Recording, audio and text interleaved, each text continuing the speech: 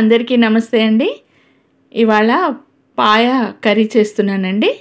పాయ షోర్వా, పాయ పులుసు, ఇలా ఎన్ని రకాలుగా అయినా అనుకోవచ్చు. గ్రేవీగా అనమాట. వీటి కోసం చాలా సింపుల్ రెసిపీ అండి. ఉల్లిపాయలు, పచ్చిమిర్చి, టమాటో, ఒక 2 టమాటోలు వేసుకోవచ్చు, బాగుంటుంది ఫ్లేవర్కి. కొద్దిగా చింతపండు, మనము పులుపు ఇష్టపడినంత. దీంట్లోకి చింతపండు రసంతో చేస్తే షోర్వా చాలా టేస్టీగా ఉంటుందండి. ఇది రైస్తో కానీ బ్రెడ్తో తింటే ఇంకా బాగుంటుందండి. పావ్ బన్స్ ఉంటాయి కదా, వాటిని బటర్లో ఫ్రై చేసుకొని కాళ్ళ షోర్వాతో తినాలండి, చాలా టేస్టీగా ఉంటుంది. ముందుగా ఈ కాళ్ళని ఉడికిస్తున్నానండి. అయితే ఉడికించేటప్పుడు ఎప్పుడు ఉప్పు వేయకండి. ఉప్పు వేస్తే కాళ్ళు ఉడకవు, బిగుసుకుపోతాయి. చాలామంది అంటారు కాళ్ళు ఉడకట్లేదు, మేము 4 విజిల్స్ పెట్టాము, 6 విజిల్స్ పెట్టామని. ఉప్పు వేస్తే కాళ్ళు ఉడకవు. ఉప్పు లేకుండా ఫస్ట్ ఉడికించేయాలన్నమాట. మీరు గమనించారా, నేను కావాల్సిన దానికంటే 1 కప్పు నీళ్ళు ఎక్స్ట్రా వేసాను. ఎందుకంటే ఇప్పుడు వింటర్ కదండి, కాళ్ళ సూపు చాలా మంచిది, టేస్టీగా కూడా ఉంటుంది. నేను చూపిస్తాను సూపు ఎలా ఉంటుందో. నేను ఒక 4 విజిల్స్ పెట్టానండి.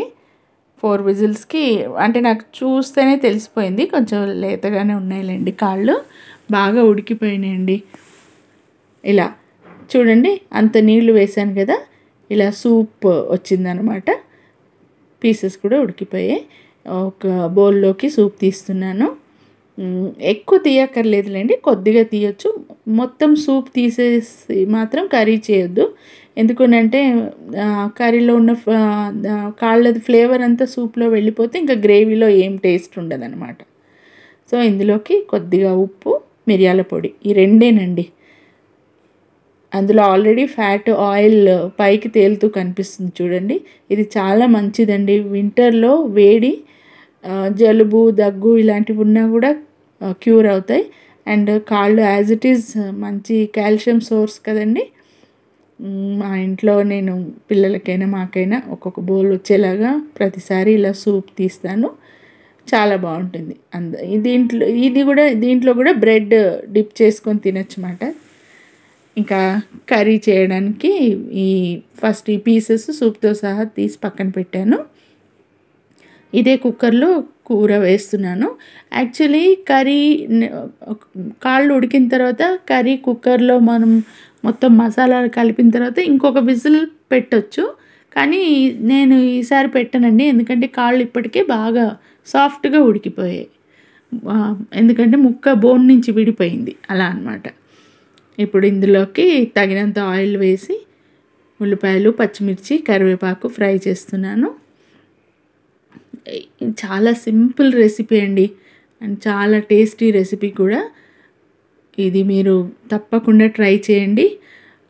నా వంటలు మీకు నచ్చుతున్నాయో లేదో మీ కామెంట్స్, సజెషన్స్ నాకు కామెంట్ సెక్షన్లో పెట్టండి.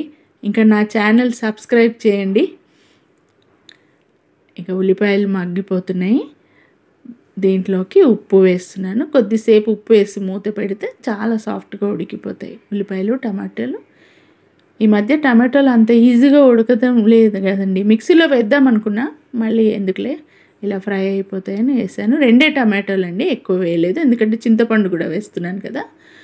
ఇంకా ఇందులోకి పసుపు, కారం కొద్దిగా 1 స్పూన్ ఎక్స్ట్రా పడుతుందిలేండి.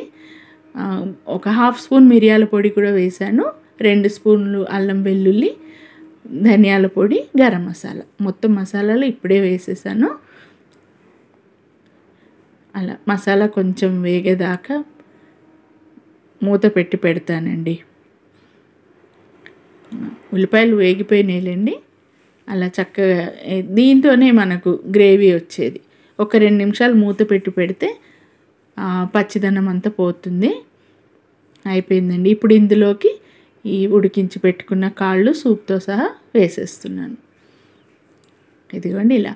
ఈ కాళ్ళ పులుసు వండేటప్పుడు ఎప్పుడైనా కొద్దిగా పలచగానే ఉండాలండి. ఎందుకనంటే ఇది మీరు గమనించండి, ఇది చల్లారిన తర్వాత కొంచెం థిక్నెస్ వస్తుందన్నమాట.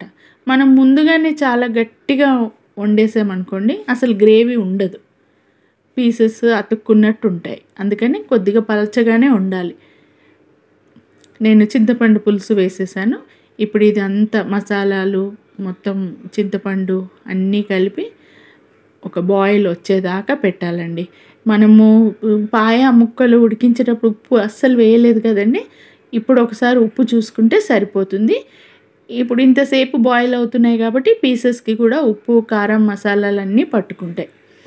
చూసారా, కొద్దిగా తగ్గింది పులుసు, పలచదనమై కొంచెం తగ్గింది. ఇంతకంటే ఇంకా తగ్గించనండి నేను, ఎందుకనంటే చల్లారిన తర్వాత గ్రేవీ చాలా దగ్గరికి అయిపోతుంది అన్నమాట. ఇలా అండి ఇంకొక 2 నిమిషాలు పెడతాను. అలా పీసెస్ అయితే బాగా ఉడికిపోయాయి, కారము మసాలాలన్నీ కలిసిపోయాయి. ఇలా అన్నమాట రెడీ అయిపోయిందండి కర్రీ. వేడి వేడి అన్నంతో వడ్డిస్తున్నాను. పాయ కర్రీ, కాళ్ళ కూర ఇగురు లేదా కాళ్ళ పులుసు ఏదైనా అనొచ్చు. చాలా టేస్టీగా వచ్చిందండి రెసిపీ. చాలా సింపుల్గానే ఉందని అనుకుంటాను. మీరు తప్పకుండా ట్రై చేసి ఈ వింటర్లో పిల్లలకు తప్పకుండా తినిపించండి. ఇది చాలా మంచిది, మంచి కాల్షియం సోర్స్ కూడా, టేస్టీ కూడా, పిల్లలు ఇష్టపడి తింటారు. చూడండి, ఈ సూప్లోనే ఉంది టేస్ట్ అంతా. అదండి, ఇంకా మేము భోజనానికి కూర్చున్నాము. మీకు చూపిస్తున్నాను చూడండి.